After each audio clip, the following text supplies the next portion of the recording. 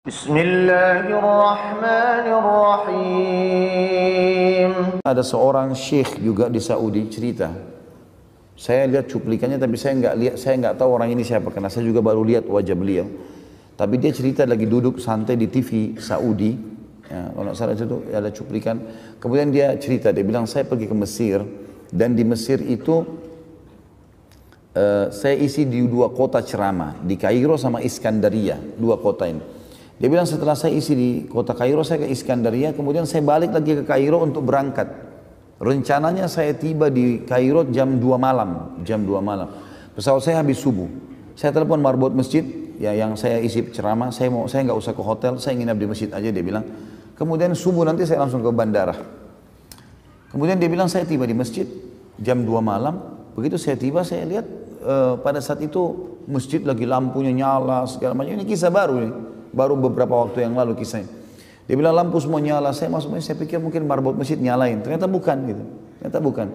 Dia bilang saya lihat ada orang di depan mihrab, di mihrab lagi sujud, lagi nangis-nangis sama Allah, lagi berdoa sendirian. Saya pun coba dekat mau dengar doa apa orang ini sampaikan. Dalam doanya dia bilang begini, ya Allah, sesungguhnya engkau tahu istriku mau dioperasi besok dan dia butuh 14.500 jenih ponnya Mesir. Ya, mungkin kalau saya tidak salah ini nilainya sekarang rupiah 50-60 juta rupiah, sekitar begitulah. Dan saya tidak punya uang ya Allah sebagaimana engkau ketahui, mudahkanlah ya Allah. Sambil orang ini menangis-nangis karena istrinya harus dioperasi besok. Setelah saya salam, kata syekhnya, saya datang ke dia.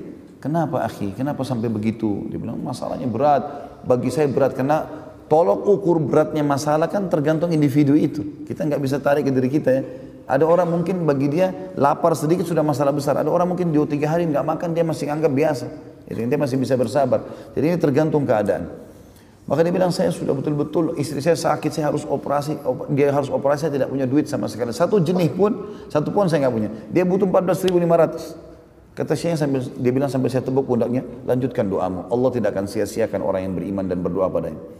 Dia bilang orang itu pun lanjutin doanya. Dia bilang saya sholat, dia bilang saya sholat malam, saya sholat witir, lalu saya tidur sambil nunggu subuh beberapa saat. Azan subuh saya dibangun sama masjid, Syekh bangun.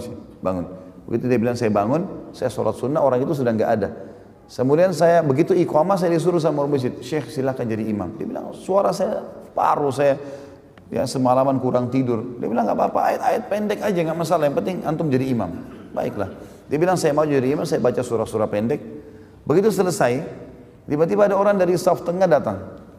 Dia bilang, Syekh, saya penggemar anda di YouTube. Rupanya Syekh ini punya banyak cuplikan di YouTube. Dia bilang, saya penggemar anda di YouTube. Dan saya tinggal di apartemen di sebelahnya masjid ini. Ada apartemen, ini saya tinggal di sini. Saya termasuk pengusahanya Kairo, salah satu pengusaha dia bilang. Dan saya pada saat mau sholat subuh tadi di masjid lain, saya dengar suara anda di mic, maka saya datang ke masjid ini. Dia bilang, Syekh, saya minta satu bantuan. Kata Syekhnya, apa bantuan? Mau bantu apa? Dia bilang, saya ini punya zakat mal, jumlahnya 14.500 jenis. Saya mau keluarkan, tolong pandu saya ke siapa? Kata Syekh, tiba-tiba saya nangis nih, karena dia tahu kisahnya. Dia bilang sebentar. Syekhnya bilang saya berdiri cari di saf mana orang yang tadi malam berdoa-doa itu. Jumlahnya sama, 14.500. Dia bilang begitu saya lihat di ujung saf, saya panggil dia. Begitu dia datang, kata Syekhnya, akhi, saudaraku, ceritain apa hajatmu. Ini orang ini mau dengar. Dia bilang, demi Allah Syekh, istri saya lagi di rumah sakit, saya butuh bantuan, butuh 14.500 jenis. Tiba-tiba orang kaya itu nangis juga. Jadi Syekh sama orang kaya nangis. Orang yang mau berapa sumbangan ini bantuan, tidak tahu kenapa dua orang ini nangis. Maka kemudian dia tanya, kenapa kalian nangis? Kata si orang kaya itu, sungguh Allah sudah memandu saya ke kamu. Ini 14.500 jenis zakat saya. Istri saya sudah ingatkan sudah 1 minggu. Selalu dia bilang, keluarlah, berikan haknya Allah di jalannya. Jangan ditahan ini. Dan saya selalu bilang, saya tidak mau bagi-bagi harta ini. Saya maunya, saya dapat kepada satu orang hamba Allah yang butuh bantuan, jumlahnya seperti zakat ini, yang dengannya Allah selamatkan saya di akhirat. Maka tiga-tiganya jadi nangis, kata Syekh. Ya, karena terharu lihat kejadian yang luar biasa. Maka kata Syekhnya, orang yang sedang butuh bantuan ini, dia tiba-tiba saja melupakan saya, melupakan orang yang kasih zakat, dia menghadap kiblat, lalu dia mengangkat kepalanya ke langit sambil mengatakan, aku mencintaimu ya Allah. Cuma tinggal butuh keyakinan. Makanya kata Nabi SAW, Udu rabbakum mukinuna bil ijabah. Fa inna allaha la yakbalu du'a min qalbin ghafil.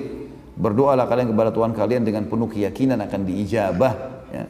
Sesungguhnya Allah tidak akan menerima doa dari orang-orang yang hatinya lalai. Jadi harus kita garis bawahi poin ini teman-teman sekalian. Subhanallah wa bihamdihi, subhanallahil azim.